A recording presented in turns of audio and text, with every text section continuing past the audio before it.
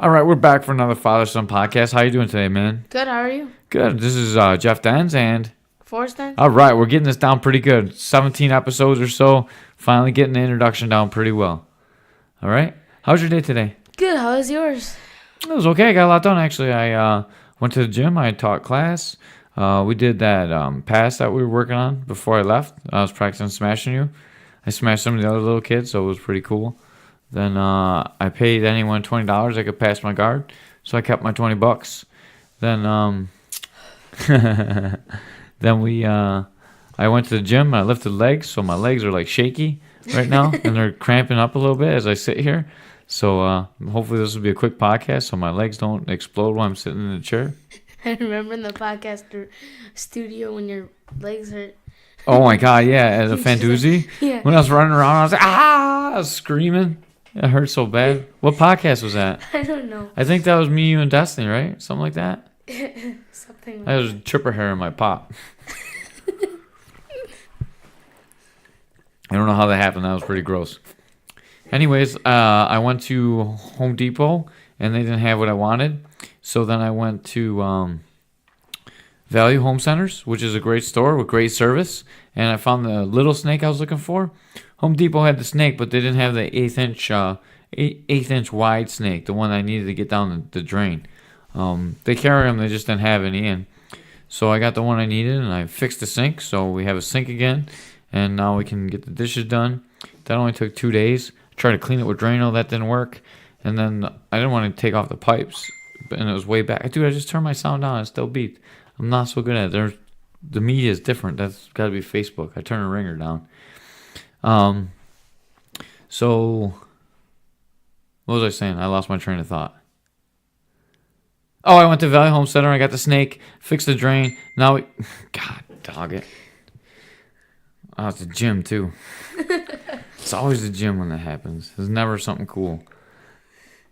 All right, let's shut this out. There we go. Now this totally sounds off. So now when Mom calls in the morning, the phone won't ring and I'll oversleep.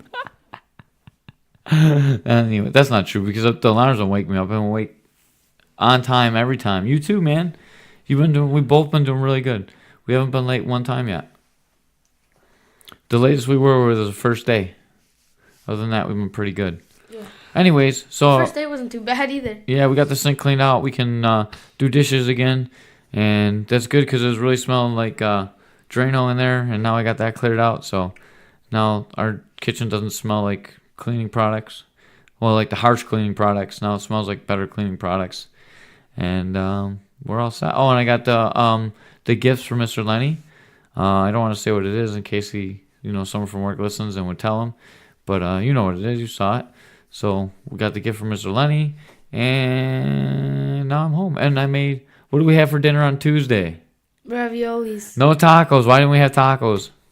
Just didn't feel like it? The whole world is shifted because Forrest didn't want tacos on Taco Tuesday.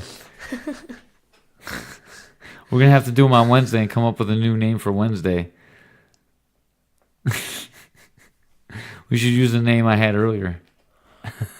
Forrest is shaking his head. No, he doesn't like that name. If you said that in public anywhere, oh my God. Yeah, I wouldn't say that in public. Unless there's a bunch of Mexican people around. Then I would say it. All right, so let's talk about one of the quotes I wanted to talk about with you. I got 3 of them. Today we'll start with the first one. A harmless man is not a good man. A good man is a very dangerous man who is under control. Who's that by? I'm not sure who it was originally by.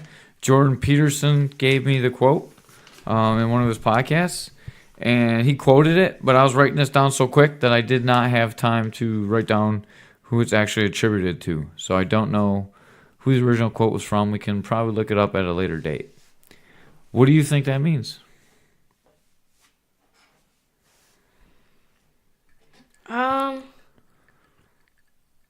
I think it means that you need to be able to fight, and you need to be dangerous to be able to get through life, but you also need to control that, because if you're not dangerous, like you will never make it through the world because it'll just break you down. Why would that make you good though? Being dangerous? Why would being dangerous make you good? Yeah. Well, If the harmless man and the guy that's dangerous do the same thing, what makes him good? being dangerous often entails being a more sturdy person. A harmless man is just a normal person. A lot of normal people at this point are not. Talk into the mic, please. And a lot of normal people that are harmless today aren't really like strong people most of the time. So I think kind of dangerous is not willing to give up, and like maybe not as in a fighting sense, but dangerous as in like won't give up, and like you're just a really hard worker. So I think maybe that's what the quote is about. I think you have the dangerous part down pretty well. I don't think it has anything to do with fighting, although the ability and the fear not to fight would definitely play into it.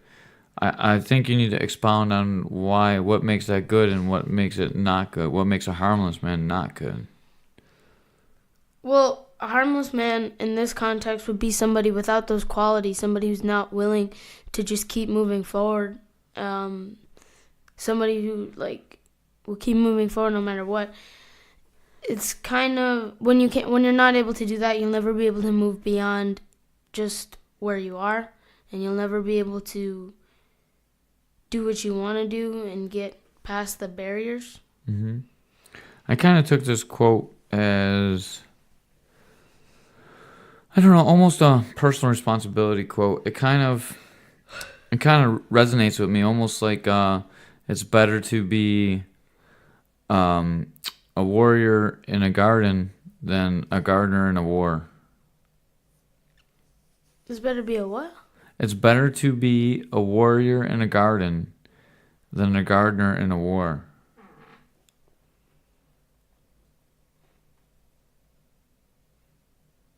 Forrest has got a puzzled look. Are you putting the pieces together? I'm confused. That's an old saying. But like, that doesn't make a whole lot of sense. Because a warrior in a garden would be useless.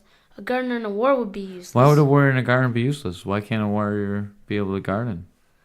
A warrior, I guess It's a very... I guess in the context of the way that we're using this quote as in dangerous, it's good because like he'll have a beautiful, plentiful garden, and the gardener in this case being the weak man. Yeah, so I guess that makes sense.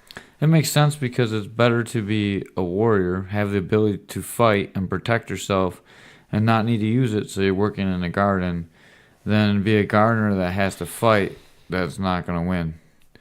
So that's kind of where the origin of that quote came from. I'm pretty sure it's very old. And So it's kind of like a fight against life? no, it's the better to be well trained and able to protect yourself and not have to, than just be a gardener, not be able to protect yourself and have to. Yeah.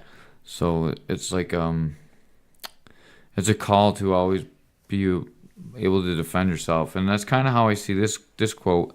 Except this is even a little bit more deep.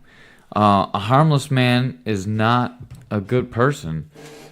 Is not a good man. A good man is a very dangerous man who's under control. I take that to mean that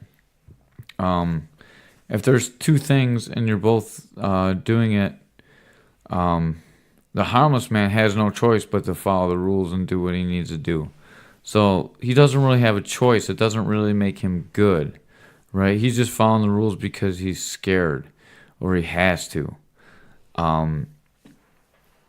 A good man who is very dangerous, who would be a good fighter or able to verbalize what he wants, or has a strong trait where he could be very disagreeable and just control an argument or get things changed his way, or he has a lot of power but is under control and still follows the rules, is a good man because he has a choice whether to be good or not to be good, and he chooses to be good. Yeah.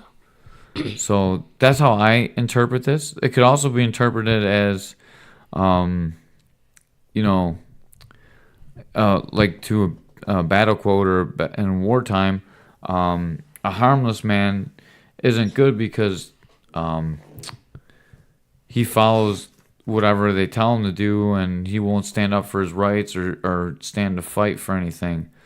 But a good man will, and a good man won't go too far. And that, he can stand and he can fight for what's right and protect the town and still not become a bad person. And I don't know. I think it's kind of a deep quote. I was kind of interested by it. And I think it kind of relates to you in the martial arts. I want to make sure that you grow to the point where you're very comfortable defending yourself. So you're not afraid of anyone. You're not intimidated by anyone physically. And hopefully that develops in you the confidence to stand up for yourself for what's right.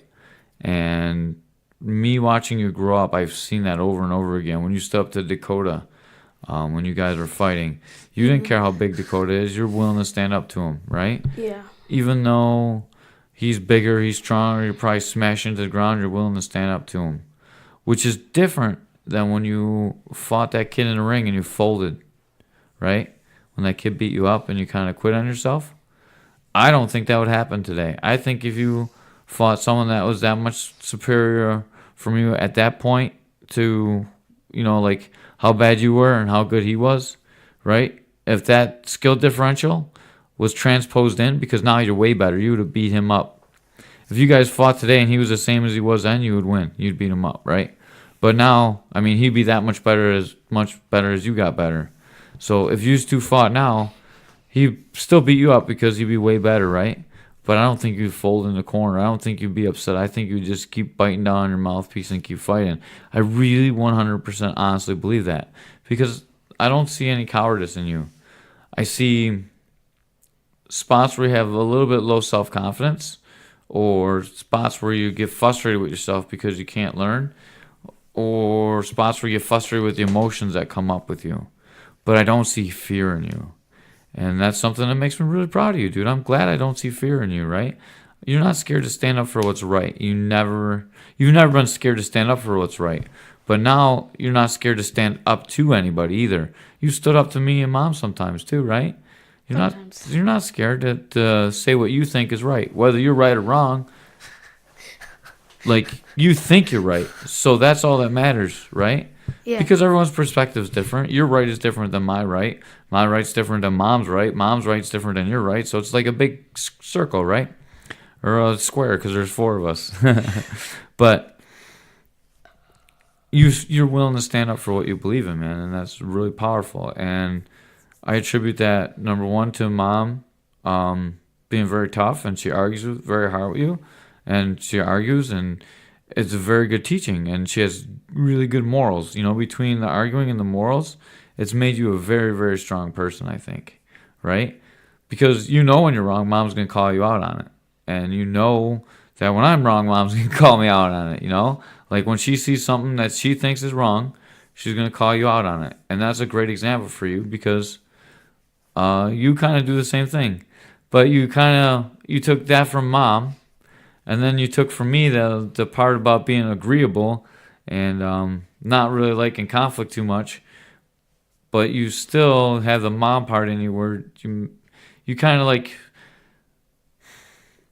you merge the two of our personalities together, and it works very well for you, I think. I don't know. What do you think about that? I don't know. I think you're always fighting for something right, like Mom is, right? Like, she fights more than I do. Sometimes I see wrong things, I'm just like, whatever, I don't care. But Mom won't do that. Mom will always stand up for it, right? And you're like that too. You're a real stickler for the rules, and you're not afraid. Mom's not afraid of nothing either when she's fighting for what she believes in. And you get that. Maybe you get that from her more than me. But I hope you keep your morals, and I hope you're never scared to stand up for yourself. Because for a long time, I was bullied as a kid, and I was scared to stand up for myself. It took me a long time and a lot of training for me to be able to stand up to people. Even now, sometimes I feel intimidated. Like when people walk up to me, like I'll be scared. I'll be like, "Oh man, what if this guy beats me up?" And then it takes a second for my brain to click in. Like, what are you thinking, dude? You train every day for a living. You're a professional fighter. This guy looks like he drinks beers every day. You'd smash this guy. But sometimes it takes my brain a second to catch up, because I exude a lot of confidence, but it's not always really confidence. Some of it's just show. But deep down, I used to not believe in myself. But I believe in myself now. I do. I know I could stand up to anybody that I need to. And even like Pat Mix. Pat Mix will whoop my ass, but I'll stand up to him. You know, it don't matter. He's the toughest guy I know, and I would still stand up to him. And I know the same thing, that I think you'd stand up to the toughest person you know too, which is probably Pat Mix. And we probably last about the same amount of time. Did we talk about Rocky? No. That we just talked to Mom on the phone, right? We didn't talk on a podcast about Rocky. No. Sometimes my memory's not so good. Anyways, we were about to come here and do the podcast, and Forrest was upstairs watching Rocky, and I was downstairs finishing my food. I came up, and he's watching a fight scene in Rocky 2 with the Apollo scene, and we ended up both watching a fight scene in Rocky 2, and then we were shadow boxing for a little bit, so podcast was a little bit late, and we're going to have to cut it a little bit short. But I think we hit everything we wanted to talk about. Yeah. Yeah. That was a good one. I like talking to you about deep stuff. Pretty soon you'll be talking to me about deep stuff, and I'll be like, okay. I don't know. Maybe. Yeah. What do you want to talk about now? Tomorrow, not now. What do you want to talk about tomorrow? No trivial jobs or bad kids? What do you think happens with their experiences? No trivial jobs. No trivial jobs tomorrow? All right, tomorrow's no trivial jobs. And there's going to be Taco Wednesday? All right. Maybe. We're not eating dinner here, so. Oh, yeah. We're eating at Dr. Kroll's. Yeah. Tomorrow's Dr. Kroll's, so whatever he makes, we're eating for dinner. I forgot that we're going there. I forgot tomorrow's Wednesday, to be honest. I keep thinking today's Monday and tomorrow's Tuesday. I'm a mess. All right. Well, the sink's fixed. Dishwasher's running. Socks are running. And we're running too. Have a good night. I love you, Forrest. You're supposed to say I love you too, Dad. Say it. Say it now. What are you doing, Dad? Oh, I love you, man.